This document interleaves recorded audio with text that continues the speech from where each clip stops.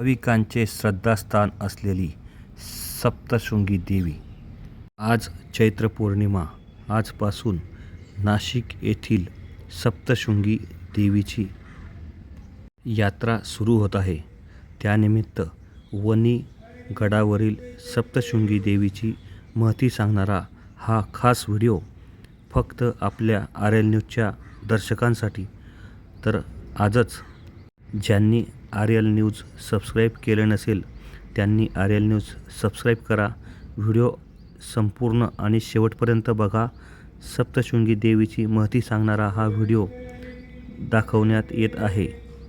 Video आवडल्यास like, share व comment जरूर करा. महाराष्ट्रात देवीची 3.5 शक्तिपीठे प्रसिद्ध आहेत. त्यात कोल्हापूरची अंबाबाई, तुळजापूरची भवानी, माहूरची रेणुका व वणीची सप्तशृंगी देवी. अंबा, भवानी व रेणुका ही देवीची 3 शक्तिपीठे आहेत, तर सप्तशृंगी देवी हे अर्धे शक्तिपीठ आहे. तर सप्तशृंगी देवी ही नाशिक, धुळे आणि जळगाव जिल्ह्यातील भाविकांचे श्रद्धास्थान आहे. वणीच्या गडावर चैत्र पौर्णिमेला मोठी यात्रा भरते. नवसाला पावणारी देवी म्हणून खानदेशातल्या कानाकोपऱ्यातून भाविक या गडावर येत असतात. सप्तशृंगी देवीच्या गडावर नवरात्रीत अश्विन शुद्ध प्रतिपदेला व चैत्र पौर्णिमेला मोठी यात्रा भरते. यावेळी लाखो भाविक गडावर असलेल्या शिवालय तीर्थात स्नान करून देवीचे दर्शन घेतात. चैत्र पौर्णिमेला मोठी यात्रा भरते. चैत्र पौर्णिमेला वंश परंपरा लाभलेले दरेगावचे पाटील देवीच्या मंदिरावर असलेल्या डोंगराच्या सुळक्यावर चढून ध्वज फडकवतात. हा साहसी चमत्कार जमलेले लाखो भाविक डोळ्यात तेल घालून पाहतात. या गडावर येण्यासाठी नांदुरी येथून महाराष्ट्र राज्य परिवहन महामंडळाच्या बसेस आहेत. काही भाविक हा सप्तशृंगी गड देवीच्या नावाचा व परशुराम नावाचा जयघोष करीत पायी चढतात. त्यांच्यासाठी रस्त्याने विश्रांतीसाठी बऱ्याच ठिकाणी कौलारू छत्र्या तयार केलेल्या असून पिण्याच्या पाण्याची सुद्धा व्यवस्था केलेली आहे. सप्तशृंगी देवीचे भव्य दर्शन घडते. या ठिकाणी एक मोठा सभामंडप आहे. त्या ठिकाणी भाविक बसतात व देवीची मनोभावे पूजा अर्चना करतात. यावेळी सभामंडपाच्या कोणत्याही कोपऱ्यातून देवीकडे पाहिले असता देवी आपल्याकडेच पाहत आहे असेच वाटते. सप्तशृंगी गडावरील देवी ही जागृत असल्याचा भक्तांचा दावा आहे. या ठिकाणी आपली सर्व सुखदुःख भाविक आईच्या कानावर घालतात व आनंद मानतात.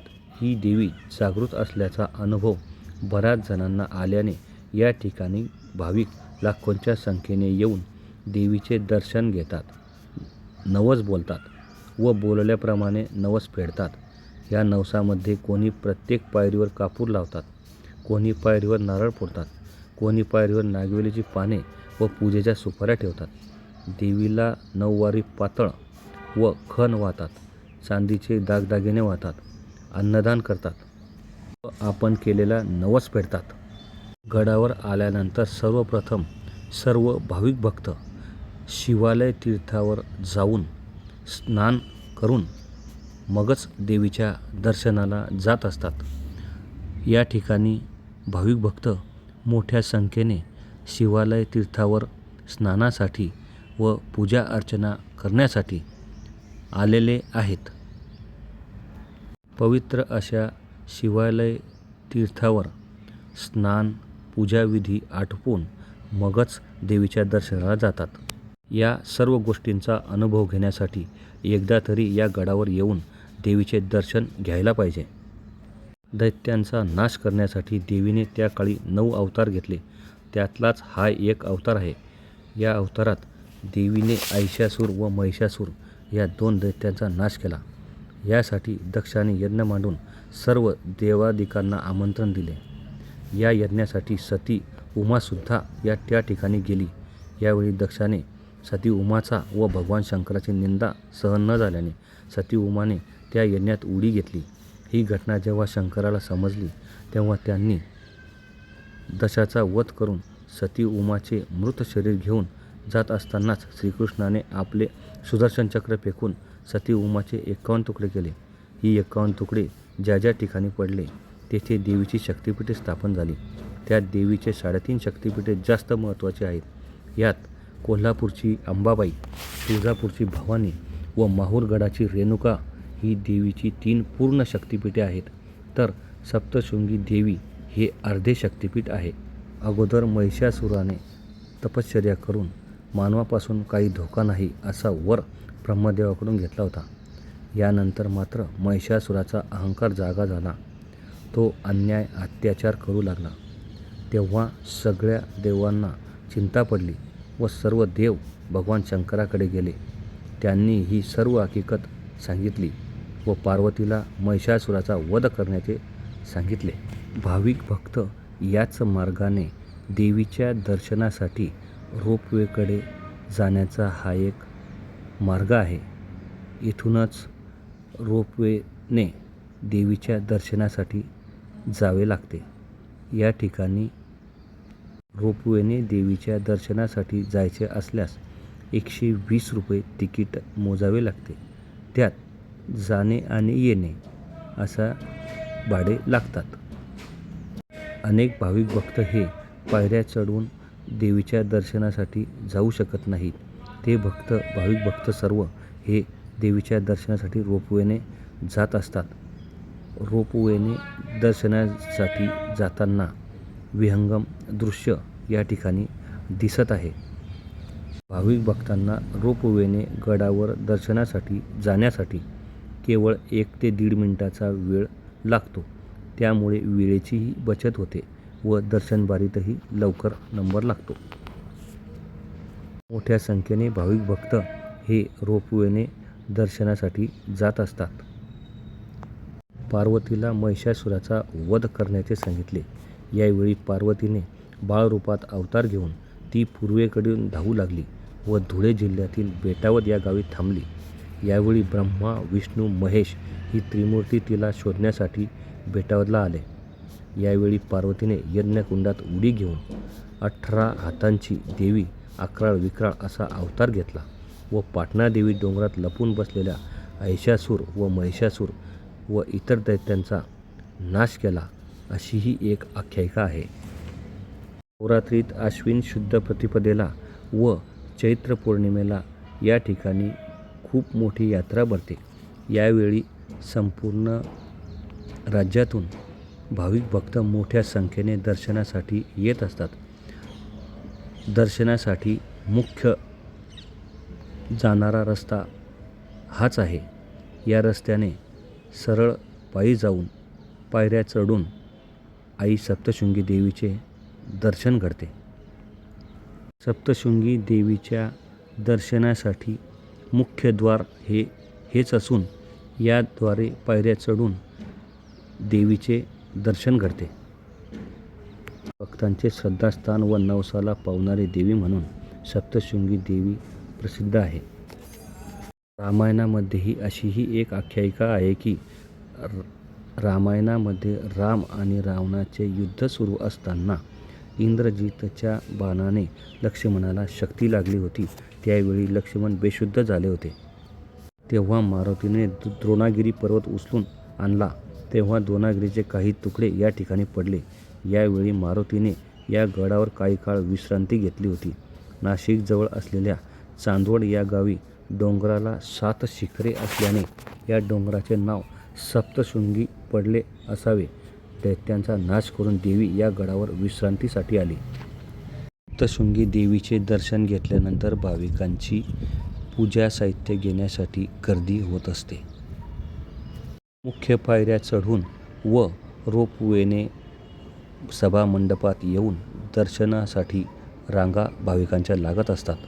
वेळी सभामंडपात भाविक भक्तांची प्रचंड गर्दी असते. अगदी सरळ लाईनीत सप्तशृंगी देवीचा जय जयकार करत भाविक दर्शनबारीत पुढे सरकत असतात. काही वेळेला प्रचंड गर्दी असते तर साधारण 1.5 ते 2 तास देवीच्या दर्शनासाठी लागत असतात. यावेळी वेळ कसा आणि कधी जातो हे कळतसुद्धा नाही. यावेळी कानाकोपऱ्यातून आलेले भाविक भक्त देवीचा जय जयकार करत दर्शनासाठी पुढे सरकत असतात व देवीचे नामस्मरण करत असतात. देवी दर्शनासाठी भाविक भक्त मोठ्या आनंदाने देवीचे दर्शन घेऊन मन प्रसन्न होते. सप्तशृंगी देवीच्या गडासंदर्भात अशीही एक आख्यायिका आहे की या डोंगरावर धनगर लोक गुरे चारण्यासाठी येत असत. असेच एके दिवशी एक धनगर आपली गुरे डोंगरावर घेऊन गेला असताना त्याला एका ठिकाणी भले मोठे मधमाशांचे पोळे दिसले. त्याला वाटले की आपण या मधमाशांच्या पोळ्यातले मध खाऊ. असा विचार मनात येताच क्षणार्धात त्याने आपल्या हातात असलेली काठी त्या मधमाशांच्या पोळ्यात खुपसली व नंतर बाहेर काढली. तेव्हा त्याला त्याच्या काठीला मधाच्या ऐवजी शेंदूर लागलेला आढळून आला व नंतर त्यांनी सर्वांनी मिळून ते मधमाशांचे पोळे बाजूला केले तर 18 हातांची वाकडी मान असलेली देवीची मूर्ती त्यांना आढळली. तेव्हापासून या ठिकाणी भाविक गर्दी करू लागले व भक्तिभावाने देवीचे दर्शन घेऊ लागले. 18 हातांची ही महिषासुरमर्दिनी श्री महालक्ष्मी देवी हीच महाकाली व महासरस्वती होय. या त्रिगुणात्मक स्वरूपात आद्य स्वयंभू शक्तिपीठ म्हणून देवीचा उल्लेख पौराणिक ग्रंथातून आढळतो. दिंडोरी कळवण तालुक्याच्या सरहद्दीवर सह्याद्री पर्वताच्या पूर्व-पश्चिम पर्वतरांगेत डोंगर पठारावर समुद्रसपाटीपासून सुमारे 4500 फूट उंचीवर असलेले निसर्ग सौंदर्याने व भक्तीने भारावलेले रमणीय ठिकाण म्हणजे श्री सप्तशृंगी देवी गड होय. महिषासुराचा वध केल्यानंतर देवीने विसाव्यासाठी हे वास्तव्य केले अशी आख्यायिका आहे. सप्तशृंगी गडावर आल्यावर उजवीकडे देवीच्या मंदिराकडे जाण्याचा प्रवेशद्वार आहे. सप्तशृंगी देवीच्या समोरच सभामंडपासमोर असलेल्या होमकुंडासमोरही व त्रिशूळ समोर भाविक भक्त मोठ्या उत्साहाने व आनंदाने पूजा अर्चना करून देवीच्या समोर बसूनच देवीचे साक्षात दर्शन घेत असतात. सप्तशृंगी माता की जय. या हवनकुंडासमोर ठेवलेल्या महाप्रसाद व आरतीचा नैवेद्य खाण्यासाठी खास या ठिकाणी वानरसेनाही हजर असते व मोठ्या भक्तिभावाने तो प्रसाद वानरसेना स्वीकारत असते. यावेळी भाविकांचीही मोठी गर्दी होते. आज या ठिकाणी भाविक लाखोंच्या संख्येने येतात. भाविकांसाठी सर्व सुखसोयी सप्तशृंगी निवासी देवी ट्रस्टने केलेल्या आहेत. येथील वातावरणही नैसर्गिकदृष्ट्या अतिशय चांगले आहे. त्यासाठी एकदा तरी या देवीचे दर्शन घ्यावे व आपले जीवन सफल बनवावे व आनंद मिळवावा.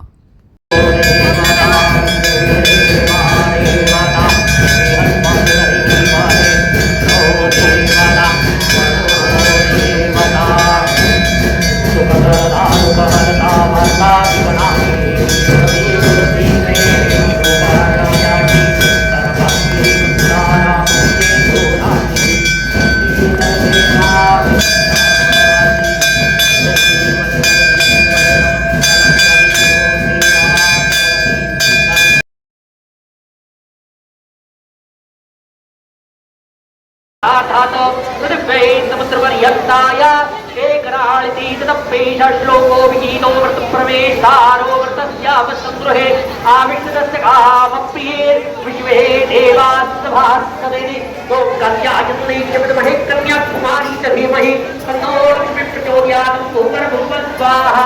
महाकाली महालक्ष्मी महासरस्वती सप्तशृंगनिवासिनी नमः. मंत्रपुष्पं समर्पयामि. सप्तशृंगी माता की जय. शृंगी देवीचा हा व्हिडिओ आवडल्यास सर्वांनी लाईक, शेअर व कमेंट जरूर करा. श्री रवींद्र लाठे, RL न्यूज, पहूर तालुका जामनेर जिल्हा जळगाव.